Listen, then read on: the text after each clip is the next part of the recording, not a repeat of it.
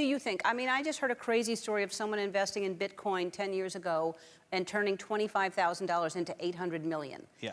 I mean, is that something people should be investing in right now?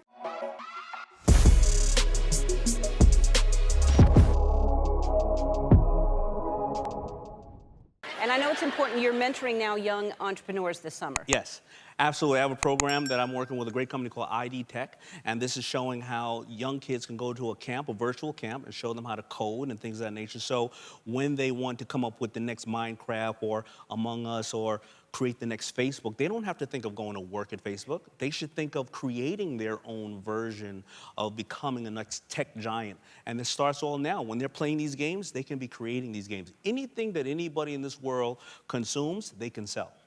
But that being said, you know, a lot of, especially really young people now, want instant success without the hard work. And it does take long hours and hard work to achieve what you're talking about. It's not just like, oh, I don't want to work for anybody. I'm gonna, like you said, you worked at Red Lobster.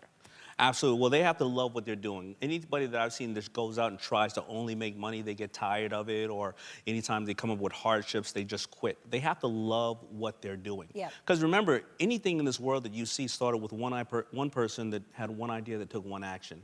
And they have to be able to do that and put the work in, because technology has made things easier, but the problem is it's made things easier for everybody. Yep. So you have to get up before everybody and be willing to go to bed after everybody. Yep, exactly. All right, we're gonna get some questions from the audience, and you're gonna give some advice, and everyone's gonna get rich. All right, we'll be back.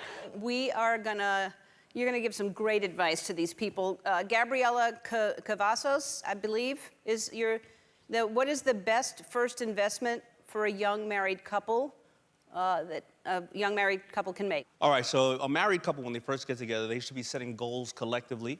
And that's the sexiest thing you can ever do as a couple, to set goals together. But their financial goals, they have to get financial intelligence and set 10, 20, and 50-year-old goals. Now, the important part is when they start bringing people into the world, if they are kids, they have to give their kids financial intelligence, because the reality is, as much as you save, if your kids don't have financial intelligence, you're going to be in trouble, because the stats are that your kids will take care of you 2 times longer than you've taken care of them. So all the financial intelligence you have to save to live in the Bahamas, if your kids don't have financial intelligence, you'll be in a bingo hole with a dirty diaper strapped to yourself, you know, when you didn't want to be. So financial intelligence. Yep. Emily Zippery, what's your name? Emily Zippery. That's right. What's your question, Emily? So I'm a salon owner, and I'm working in an area with a lot of competition from other salons.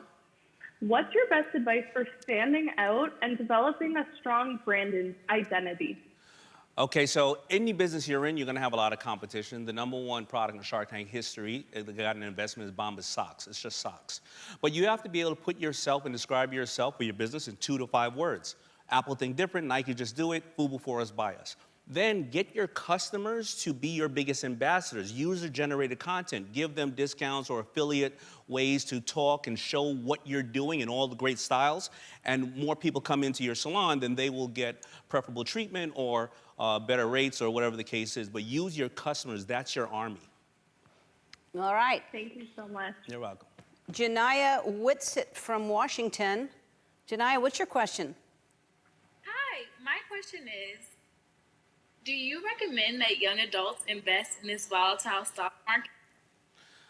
You know, there's going to be so many levels of investment. People will tell you real estate, people tell you stocks, NFTs, crypto. The more important part is to educate yourself on where you're excited about. I only invest in stocks that will disrupt my life. So if Uber goes away and I go back to being a black person trying to catch a cab on the streets of New York City, I'm in trouble, right? So I'm going to keep Uber there, right? Amazon, my wife will, I don't know what she'll do, but I'll at least be able to get out of the door Monday morning because of all the Amazon boxes. Invest in things that if it disrupts your life, it will go away, it will hurt you, just like Facebook. Think about it, all your Facebook and your Instagram pictures went away. So invest in companies that you like, but learn about them first. Thank you so much. Just real quick, what do you think? I mean, I just heard a crazy story of someone investing in Bitcoin 10 years ago and turning $25,000 into 800 million. Yeah. I mean, is that something people should be investing in right now? It is not. It has to be something that you really. That person was probably a minor or somebody who was really into it in crypto at an early stage. You have to be. It has to be something you're super excited about, because every market is $1 billion market. But if you just keep running around throwing things into other things that you don't know about, you'll never follow it. You'll never keep educating yourself on it. Okay.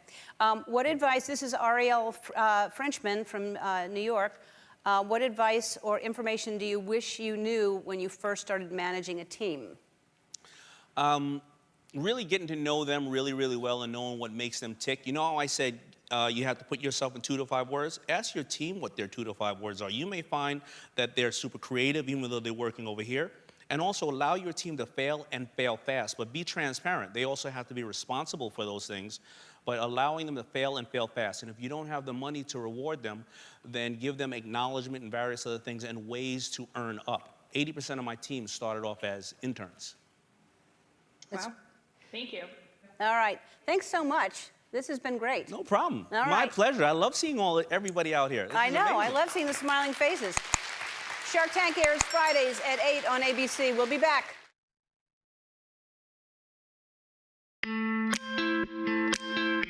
So you know, I always say you should never stop trying to learn new things. So I hope you learned something new from that video.